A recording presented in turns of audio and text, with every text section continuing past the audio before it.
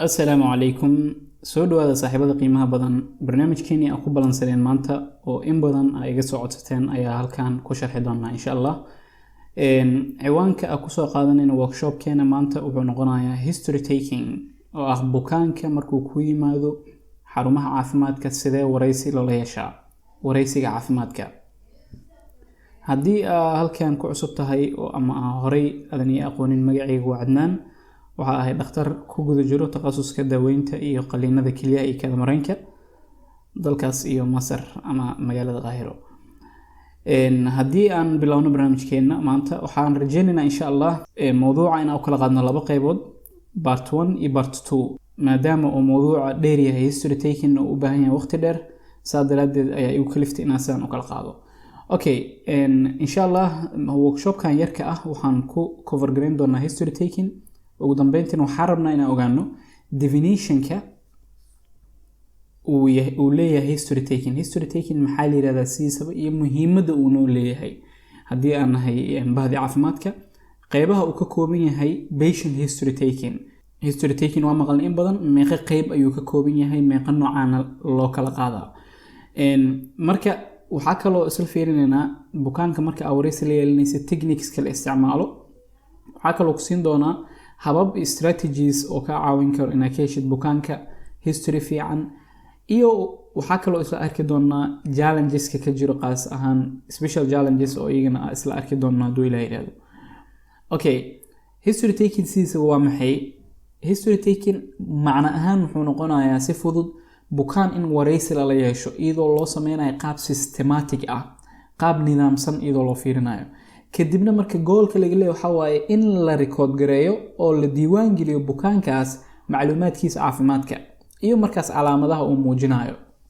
dhammaan marka macluumaadka uu nasiinayo bukaanka waxa muhiim ah inaad document gareeno oo aad diiwaan gelino okay muhiimadda inoo leedahay historyga horta waa maxay haddii aan nahay caafimaadka marka ugu horeyso waxay naga caawinaysaa in aan gaarno wax loo yaqaano diagnosis oo ah ogaanshiyaha cudurka wuxuu yahay ka go'aan gaaridda cudurka wuxuu yahay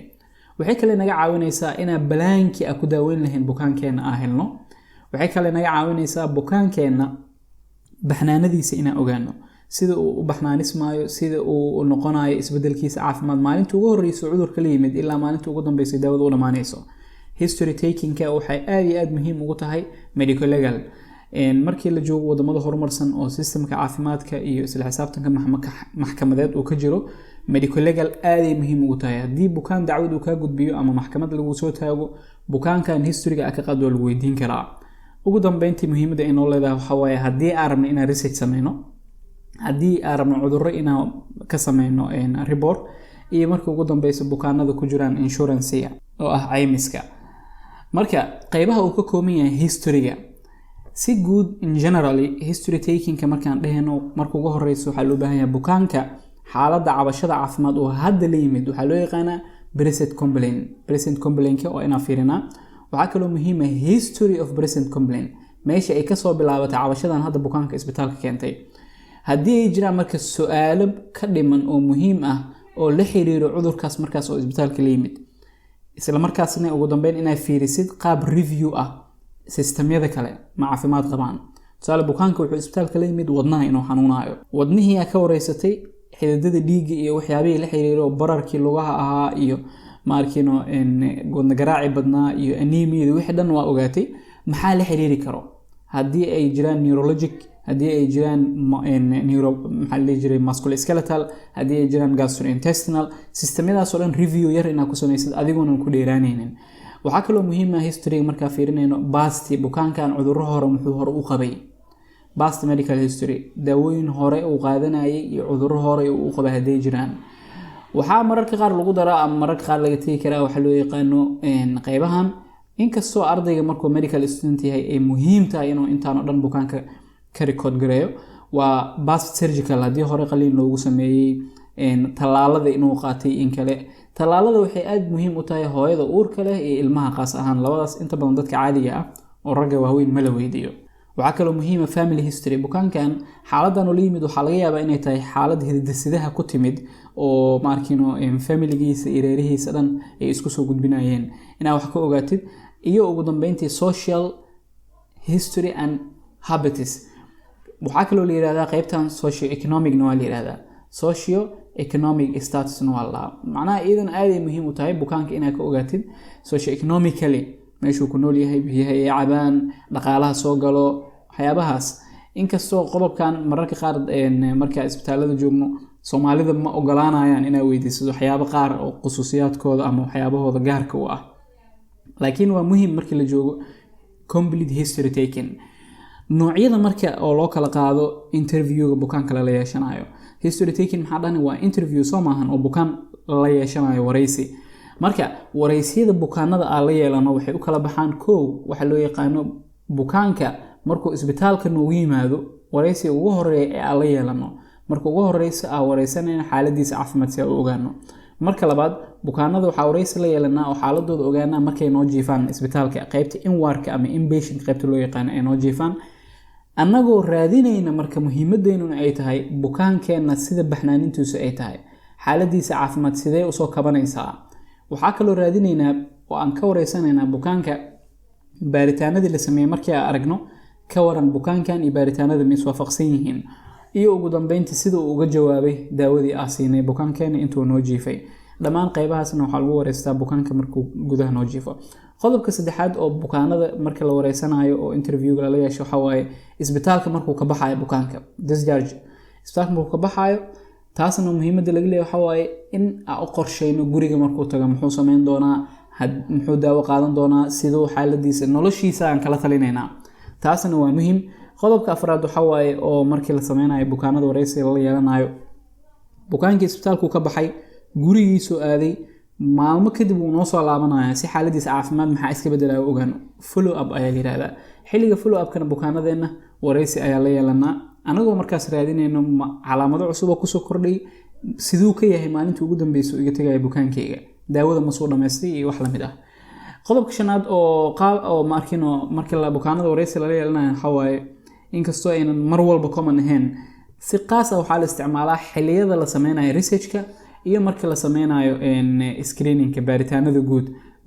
guud oo dalkoo dhan ama bukaanada magaalada degan oo dhan loo sameynayo anagoo markaas questionnaire-ka buuxinayna bukaanada qodobka xigo wuxuu noo noqonayaa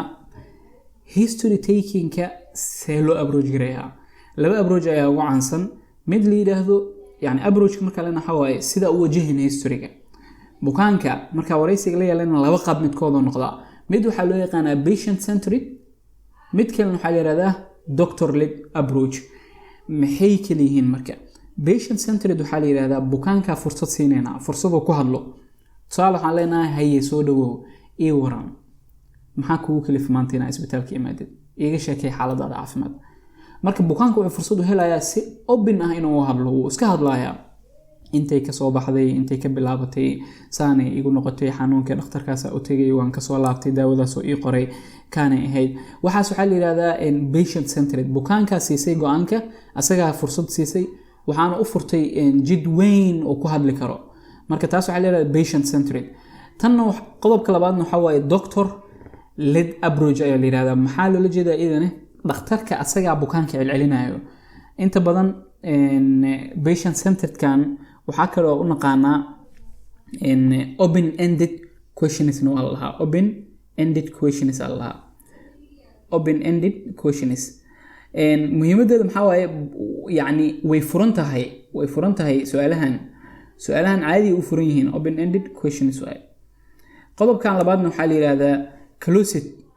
closed ended questions allah idane marka bukaanka waa celinaysa macnaha waxa sida badan bukaanada oo kan waxa loo sameeyaa bukaanada oo paranoid patients waxa la yiraahdaa bukaanada oo sheegashada badan iyo waliba psychiatric patients macnaha waxay kaaga baahan yihiin bukaanka inay celcelisid maxay yidhi paranoidka uu iska sheeganaya maanta dhan intay ka baxday wax ka baxsan mowduuc ka hadlaya maanta dhan psychiatric patients kan waxa waaye ina celcelisid waaye oo maanta dhan meeshii laga haayo bas ku soo celisid xanuunka iyo xaaladda caafimaadka wixii la xiriiro marka labadaas ayaa u kala qaadayna doctor led iyo patient centered approacheska okay general ruleska marka aad joogno history takingka waxaa muhiim ah bukaanka inaad siisid soo jeedkaaga, yacni bukaanka inaad intibaahaaga dhan siisid. marka ugu horeyso haddii aad tahay medical student oo aad rabtid inaad history bukaanka qaadid, u imaa bukaanka u sheeg magacaaga. magacayga waxaa la yiraahdaa Dr. Cadnaan, waxaa u baahanahay inaan kuu sameeyo waxaas iyo waxaasaan rabaa inaan kugu sameeyo. ama magacaygu waa Cadnaan, waxaa u baahanahay inaan history ka qaado oo wareysigaaga caafimaad ay siisid si xaaladaada caafimaad ah wax badan uga ogaado. marka qodobkaas waxay ka caawinayaan bukaanka inuu ku aamino isla markaasna uu ku siiyo macluumaadkiisa. arrintan aad ay muhiim u tahay haddii aad tahay medical student, waa laga maarmaan. haddii kale waxaa kugu dhacaysa bukaanka in uu underestimation wax la yiraahdo kugu sameeyo, kadibna oo ku siin waayo macluumaad saxan. qodobkan haddii aan dul istaago, xilliga aan internship ka maraynay mararka qaar waxaa dhici jirtay ardayda qaar way baqbaqayaan, hore isbitaal ma u tagi jirin oo kale, ama isbitaalkii ku cusub yihiin. bukaanka wuxuu ka dareemayaa inuu yahay qof ku cusub fieldiga qofkan. marka bukaanka hadhow haddii uu kaa dareemo inaad cusub tahay, inaad cabsanaysid iyo inaadan isku kalsooneyn markuu kaa dareemo, waxay isku dayayaan bukaanada qaar, dadkeena Soomaaliyeed aad ugu arkay, bukaanada qaar waxay isku dayayaan inay macluumaad qaldan ku siiyaan. hadhow markuu dhakhtarka weyn yimaado oo hortiisa ka jeedinaysid, hay iiga waran lagu dhahay bukaankan macluumaad iska akhrinay adiga, bukaankan saan oo ahaa, saan oo isbitaalka la yimid, saan oo ahaa, saan waxa hadhow dhakhtarka markuu adigu wareysto ku aaminayo kaliya bukaanku hay adigana ii waran oo leeyahay. bukaanka markuu ii waran dhaw mararka qaar waxa dhici karto bukaankii wuxuu adigu ku sheegay wax ka duwan inuu markino la yimaado qaracani kugu noqonaysa. marka si taas oo kale uga badbaadid, adiga muuji kalsooni in ka badan inta caadiga ah waliba. adoo isku kalsoon, bukaanka handshaking u sameey, gacanta qabo, insaan wax yar u ruux. haday dumar tahayna anaga diinteena ma ogolo xabadka adoo gacanta saarayo hay walaal ii waran see tahay, ma fiican tahay, magacaygu waxaa la yiraahdaa Dr. Hebel Hebel, waxaa u baahanahay inaad wareysi caafimaad ka qaado, isla markaasna calooshaada iyo feerahaaga iyo inaad markino dhageysto, mi ogolaan kartaa, soo dhawow. okay, marka si aad u noqotid qof marka la aamini karo, adigana muuqaal wanaagsan la imaaw, isla markaasna markino hordhac isku sameey.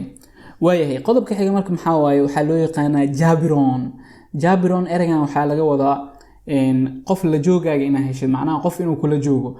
qaas ahaan markii aad ku sameynaysid examination ama history aad ka qaadaysid bukaanada dumarka ah, badanaa waa dad markino sheegasho badan. marka haddii aad dhakhtar tahay oo kala gender aad tihiin ama lab iyo dhadig kala tihiin, waxaa habboon in qof ka mid ah ehelkeeda ama qof markaas dad kula shaqeeya ka mid ah, nursingka, dhakhtar kale, qof kuligaaga inay kula joogaan. taas waxaa loo yaqaanaa jaabiroon, qof dhinacaaga inuu joogo. badanaa anaga hadda arrintan badanaa wadankeena ma ku badno, laakiin wadamada badanaa waxaa ka dhacdo dhaqaatiirta dambiya lagu soo ogaay si lacag looga dhacsado, si lacag looga disho. gabadhan way u imaanaysaa isbitaalka imaanay, waxay leedahay dhakhtarkan kaligeeda u imaanay. hadduusan dhakhtarka jaabiroon samaysanin, marka kaligiisu examination ku sameynaa, hadhow waxay leedahay dhakhtarkan wuu i farxumeeyey ama wuu i kufsaday, wuu i xoogay, wuu i handaday iyo wax la mid ah. taas marka waxay dhalin kartaa dhakhtarka in maxkamad lagu soo furo, lawyer inuu qabsado,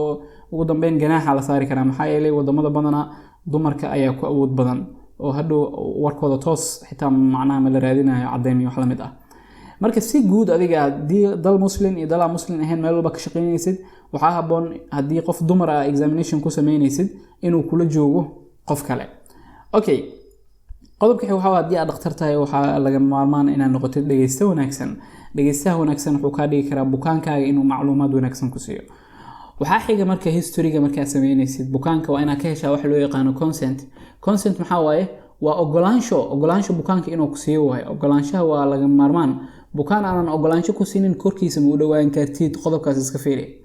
ma fahantay? marka ogolaanshaha waxay noqon kartaa bukaanka inaad ogolaansho afka ah ka qaadatid, walaal waxaa u baahanahay inay kugu sameeyo examination, isla markaasna wareysi caafimaad ah ka qaado, ma ii ogolaan kartaa? hawa ku ogolaan karaa doctor, soo dhawow. taas waa oral. behavioral bukaanka inuu madaxa ku luxo, wajigiisa inuu waji open ku noqdo, ku soo dhaweeyo waa laga yaabaa. qodobka xigana waxaa waaye writing consent, inaad warqad markino kaga saxiixatid. bukaanka inaa examination ku sameeyo inaad warqad kaga saxiixatid, taasna aad ay muhiim u tahay. qaas ahaan meelaha oo markino la xiriiro genderka, qeybaha reproductive area kale haddii aad ku sameynaysid examination oo kale, idan aad ay muhiim u tahay. ama bukaanka haddii procedure aad ku sameynaysid, procedure oo surgical procedure ama procedure yar wuxuu doonaa ahaado, consent loo baahanaa. muhiimadda ay leedahay marka consentka maxaa waaye? si bukaanka aa uga heshid information buuxo bukaanka si aa uga heshid waa number 1 inaad ogolaansho ka heshid qodobka labaadna waxa waa medical legal way hadhow hadii xitaa bukaanka dacwad uu kugu soo ogo hadii si sharci ah la isku qabsado bukaanka ogolaansho ka haysatay cidna wax ka weydiin karto ma lahan adigana waxa uu tahay qofkii ku haboonaa inuu examination ku sameeyo ama history ka qaado qodobkan xiga marka waxa loo yaqaanaa doctor patient communication waxa waaye aad muhiim u tahay xiriirka idinka dhaxeeya adiga iyo bukaankaaga si xiriir wanaagsan u yeelataan marka ugu horeyso meel degan oo nadiif ah isla markaasna amni ah oo safe ah inaan bukaanka ku exam gareysid isla markaasna historyga uga qaadid aad muhiim u tahay dabeecadaada iyo qaabka u muuqatid waxay ka caawin kartaa bukaanka inuu xiriir fiican idin ka dhax abuurmo gacanta qabay ruux adigoo u dhoola cadeynayo isla markaasna bukaanka dareemihiisa oo dhan ayaa yeelanaysaa qodobkan waa muhiim iska ilaali ereyada oo loo yaqaano street terms ama erey suuqeed aad u muhiim u yahay runtii provision-kaaga dhanne uu baabi'in karaa ama waxaa kaloo jira wax loo yaqaano medical jargons maxaa waaye medical jargons waxaa la yidhahdaa JY kan medical jargons waxaa la yidhahdaa ereyada caafimaadka bukaanka haddii aad dhahdid ka waran nausea ma dareemaysaa vomiting ma leedahay xilliyada qaar diarrhea isku aragtaa no way waxa sax ma ahan maba ku fahmayaba medical jargons allaha ardaydeena caafimaadkane aad ay ugu badan yihiin ereyadaas isticmaal erey Soomaali erey jilicsan ereyada guryaha looga dhaqmo caadiga ah bukaanka si uu ku fahmo marka ugu dambeysana waa laga maarmaan inaad bukaanka markaa wareysanaysid aad ka qaadatid note body language waxa waaye hadalka jirka maxaa laga wadaa body language waxa waaye bukaanka in aad dareensisid inaad la socotid haddii uu ku sheego mowduuc oo markino murugo ah inaad wajiga u muujisid inaad murugeynaysid haddii uu wax farxad leh ama ka qosolsi ku sheego inaad qosolka la jili kartid in bukaanka marbo adigoo emotionkiisa fiirinayo inaad la kici kartid la degi kartid labla kaca inaad muujin kartid body language la yiraahdaa wuxuuna dareemayaa bukaanka in qaabka uu la socotid xiriirkiina qaabku yahay waa very important waa yani body language of a doctor very important waa haddii body language ka ku fiican tahay bukaanada aad ay ku jeclaanayaan history fiicanana ka qaadan kartaa haddii laakiin body language kaaga wuxuu yahay iska ilaali okay guidelines kan waxay ka caawin karaan history fiican inaad qaadid sida hore u soo sheegnay midna waxa la yiraahdaa patient centered ka ugu muhiimsan waxa kaloo magaciisa kale maxaa waaye open ended bukaankaaga dhiirigeli fursad u sii inuu hadlo isla markaasna adiga jihey sheekada idin socto ma ahan muhiimadda inaa bukaanka restriction ku samaysid wuxuu ka hadli lahaa inaad ka celisid ma ahan fursad sii laakiin haddii bukaanada mararka qaar waxaa dhacayso haddii ay arkaan inaad dhegeysanaysid waxay kaaga soo bilaabayaan maalintii la dhalay asaan isku arkay maalintii ku xigtay saana noqday 10 sano markaa jiray 5 sano markaa jiray markaas uu rabaa inuu asagoo 90 sano jiro inuu kugu keeno taas ma la ogolo adiga marka guidance ku sameey isla markaasna u fur hawada si uu markii u hadlo qodobkan ka hela xiga waxa waaye iska ilaali su'aalaha oo yes or no ku soo lamaanayo ma qunfacda maya ha hay habeen hurdada ku dhibtaa maya ha no ma la ogolo hay iga waran hurdadaada wax iga sheeg saas oo kale ayaa muhiim ah hurdadeeda doctorow maalmihii ugu dambeeyay saanay ahayd kana ahayd hurdada soo kacdaa habeenkii ma soo kacdaa maya saas ma la rabo marka kuwaas waxa loo yaqaanaa leading questions allaha waana qalad marka su'aalaha ahaadaan su'aalo clear ah isla markaasna cayiman oo bukaanka fursad u siin kara inuu ku hadlo halkii marba hal su'aal weydii ka markaasna dhageyso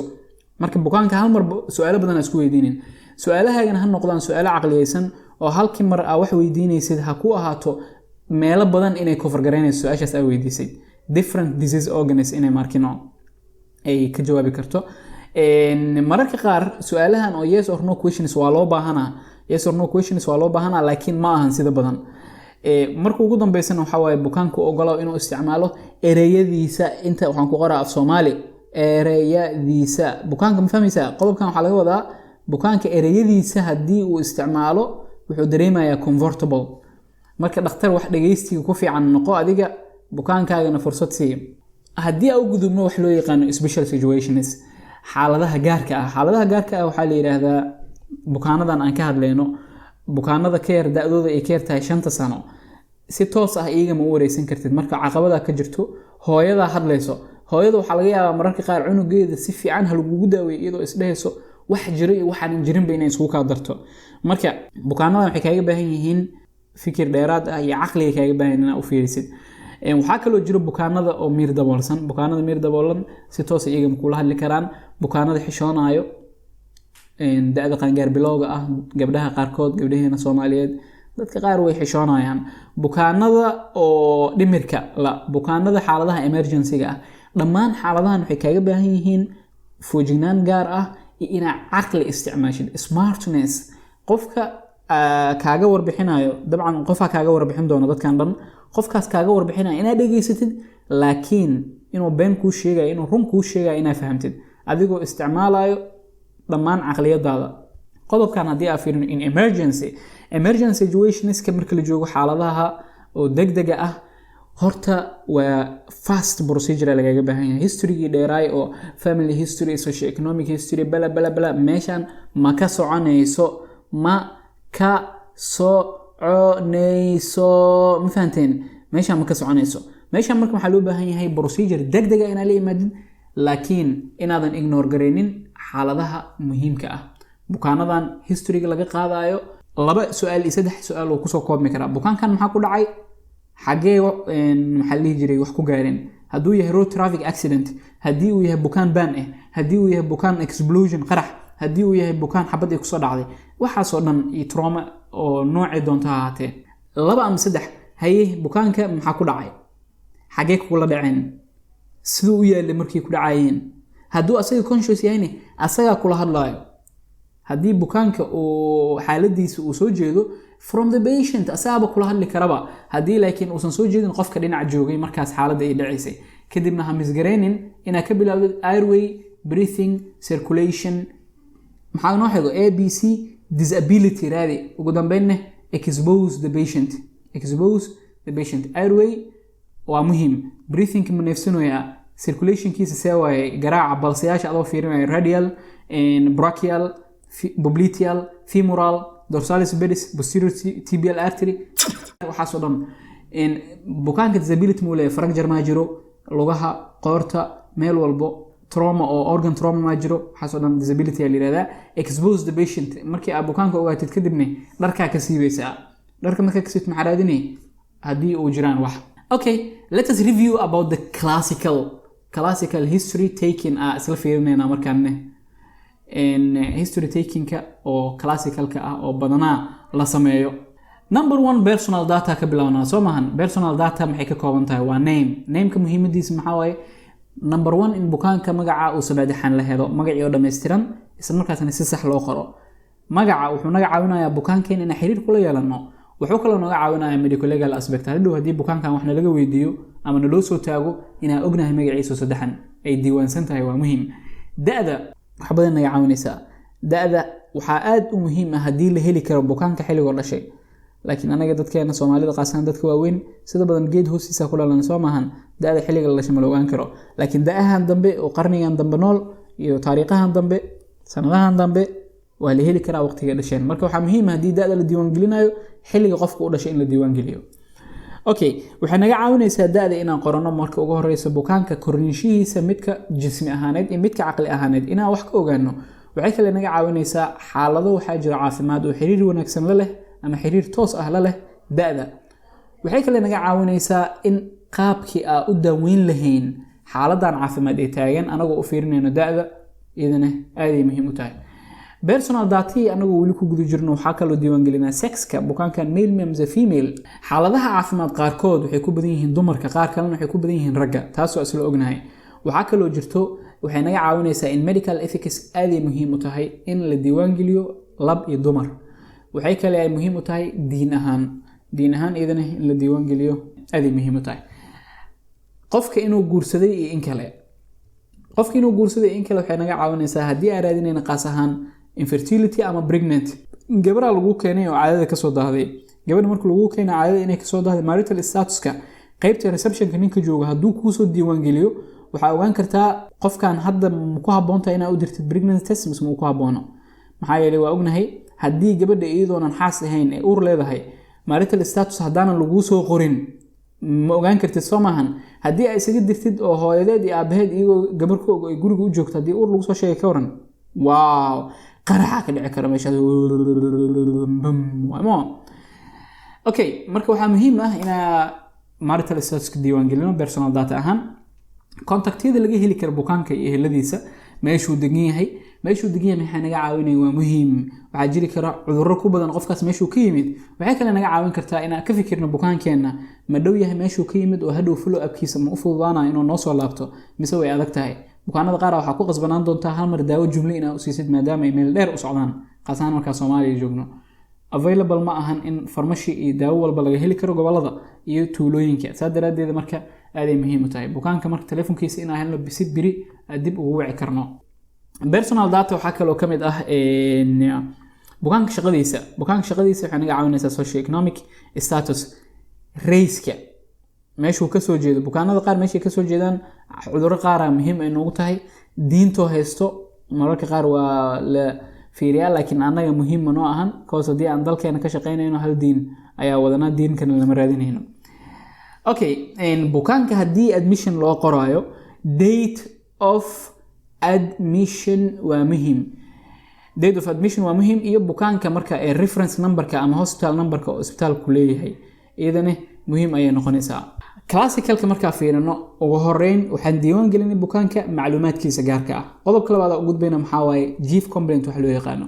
waxa ku kalifay bukaankan inuu xaalad caafimaad iyo goob caafimaad raadsado oo isbitaalka yimaado maxaa ku kalifay sida ugu badan maxaa caan ah waa pain xanuun noqon kara dhiig baxo noqon kara xubnihiisa gudaha jirka oo shaqadooda ay abnormal noqotay waxa kale oo iman karo barar ama kuus meel wax ka arkay meelaha ka soo barartay money complaints kalena way jiri karaan dhammaan marka cabashooyinka bukaanka oo isbitaal ku yimaado waxaa laga maarmaan ah bukaanka ereyadiisa sida aan hore u soo sheegnay bukaanka ereyadiisa ku diiwaan geli bukaanka ereyadiisa comfortable ayuu ku dareemayaa adiga kuwaaga muhiim ma ahan midda labaad waxa kale oo muhiim ah sida ay u kala daran yihiin u diiwaan geli in chronological order qaab nidaamsan si aad ugu diiwaan gelisid okay isku aragna marka cashirkan qaybtiisa labaad oo ku soo gabagabeyn doona idane aad u mahadsantiin